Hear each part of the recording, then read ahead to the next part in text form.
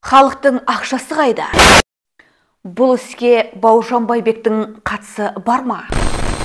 Біз біргеміз қоры халықты неге алдап соқты? Перизат Қайраттың соты қалай өрбуде? Осы және өзге де ақпараттар біздің арнамызда. Армысыз көрермен, сіздермен бірге Самға YouTube арнасы. Осы және өзге де ақпараттарды білгіңіз келсе, бізге тіркеліп бірге болыңыз. Біз бастаймыз. Астананың қылмыстық істер жөніндегі ауданаралық сотында анасы Ғани Алашбаевамен бірге ірі көлемде ақша жымқырды, алаяқтық жасады деген күдікпен ұсталған Біз біргеміз Қазақстан 2030 қайырымдылық қорының жетекшісі Перизат Қайратқа қатысты сот процесі жалғасуда. Негізгі сот отырысында айыпталушы соттың айыптау актісімен келіспейтінін айтты. Кезекті отырыста куәгерлерден жауап алынды. Судьяның шешімімен куәлар берген құпия ақпараттардың таралып кетуіне жол бермеу мақсатында бұқаралық ақпарат құралдары арнайы баспасөз орталығына жіберілді. Айыпталушының өтініші бойынша фото, видео жазбаларға тыйым салынып, соттың басым бөлігі жабық түрде өтті. Енді рет-ретімен.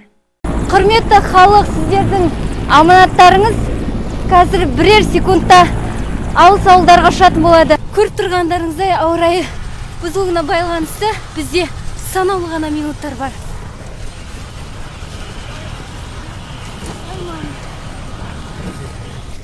Азық-түлік қораптарын әскери тікұшаққа салып жатырмыз волонтерлармен бірге. Капец. Мемлекеттік айыптаушы прокурор Мадина Оразалина Перизат Қайратқа келесідей айып тақты. Қазақстан халқының атынан жиналған қаражатты иемдену және ысырап ету. Қазақстан Республикасы қылмыстық кодексі 190 бап алаяқтық, 189 бабы сеніп тапсырылған мүлікті иемдену бойынша 3,5 миллиард теңге көлемінде қаражат Біз біргеміз қоры арқылы заңсыз пайдаланылғаны айтылды. 620 миллион теңге Каспий банк арқылы аударылып, ешқандай қаржы есебінде көрсетілмеген. Қайраттың заңсыз тіркелген қайырымдылық қоры арқылы қаржыны өз есеп-шотына бағыттағаны туралы нақты банк құжаттары мен куәгерлер сөздер келтірілді.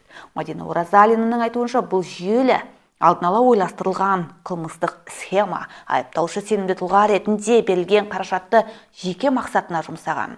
Перизат Қайрат сотта мені біреулердің орнына айыпты етіп отыр, қор тіркеуден өтті. Нақты көмек берілді, бірақ саяси мақсатта мені құрбан етпек. Байбекті құрылтайшыларды да сотқа шақырыңыздар деді. Бауыржан Байбекті қордың басқа да мүшелерін Аманат партиясының өкілдерін куә ретінде тартуды талап етті. Сот отырысына қатысқан куәгерлер қайырымдылық қордың қызметіне қатысты ақпаратпен бөлісті. Мәселен, қордың құрылтай жиналысына қатысқан волонтер Сергей Матюшенко жастар рухы волонтері. Ол құрылтай хаттамасына қол қоймағанын мәлімдеді. Матюшенко екінші хаттамаға қол қойған жоқпын, сол үшін сотқа куәлік беріп тұрмын деді. Су тасқыны кезінде Біз біргеміз қорының жарнамасы белсенді жүргізіліп жатты. Мемлекеттік ұйым көмек қаржы аударған азаматтар енді өз қаржысы қайтарылсын деген арыз жеткізді. Астана қаласының тұрғыны Сәуле Қуандықова куәлік етті. Сәуірде ата-аналар бірігіп, су тасқынынан зардап шеккендерге қол ұшын созуды мақсат еткен, алайда қоғам белсендісі Перизат Қайраттың қолына тигеннен кейін мақсатсыз жұмсалып кеткен. Сала өкілдері мәліметі бойынша жәбірленушілердің саны 20-дан асады. Олар сотқа арызданған. Сотта Каспий банктың бас заңгері Айдар Кісембаев та қоғамның белсендісінің арбауына түскенін айтты. Банк өкілінің айтуынша 2024 жылдың сәуір айында Перизат Қайрат 2 мәрте хат жолдаған. Алғашқы хатта 120 миллион теңге, екінші хатта тағы 500 миллион теңге аудару туралы жазылған.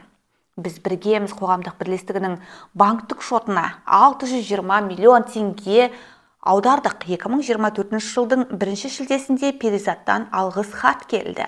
Хатта қаражаттың басым бөлігі қайықтар, генераторлар, қаптар және басқа да заттар сатып алуға жұмсалған айтылған. Қалған сома азық-түлік пен көлік қызметтеріне кеткен.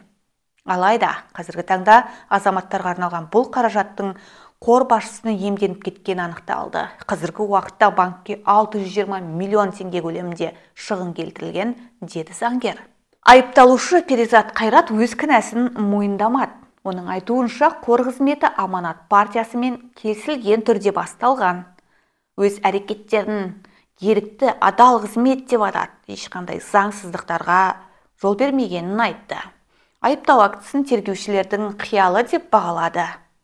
Астанада айыптаушы қоғам белсендісі Перизат Қайраттың сот процесі бүгінде жалғасты. Сот отырысында жәбірленуші тараптың уәжі тыңдалды. Өзін Назарбаев зияткерлік мектебінің қызметкері деп таныстырған. Жанерке Сатқынбекова «Біз біргеміз Қазақстан 2030 қайырымдылық қорының есепшотына 3 миллион теңгеге жуық қаражат аударылғанын айтты. Бұл соманы мектеп әкімшілігі ата-аналар, оқушылар жинап берген.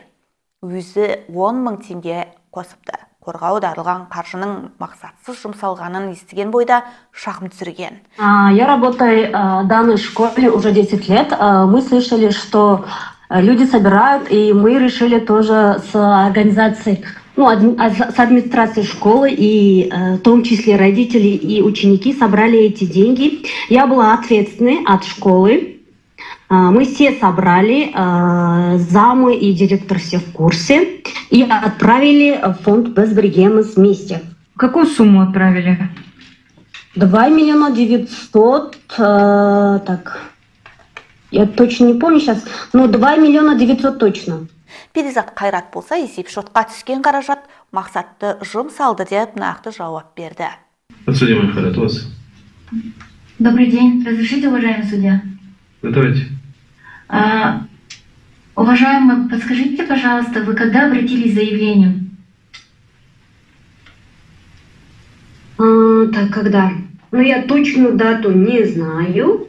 Это было весной. Мне написали, я пришла и подала. Ага. А чтобы написать заявление, какие доказательства вам предоставили сотрудники АФМ? Что действительно деньги якобы были похищены? То, что я отправила в фонд «Біргеміз», это точно. А то, что доказательств, я не спрашивала. А то, что я отправила, у меня все доказательства были, я передала соответственным органам. Нет, почему вы обратились с заявлением? Не поняла. Почему вы... Они же сначала сами вызвали же меня. Почему я отправила эти деньги?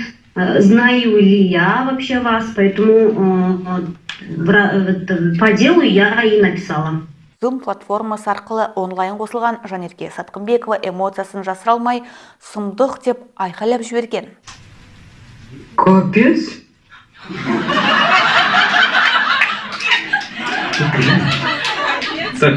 Оған дейін судья Сабыржан Кәрімов жәбірленушіден жауап алу аяқталғанын айтып, қызметкер қосымшадан шығуы керек болған.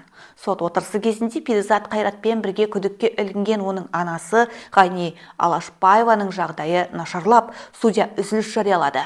Адвокат Асланбек Дәулетияров сотталушының қан қысымы көтерілгенін, суық тигенін айтты. Сот залына жедел жәрдем қызметінің бригадасы шақырылған.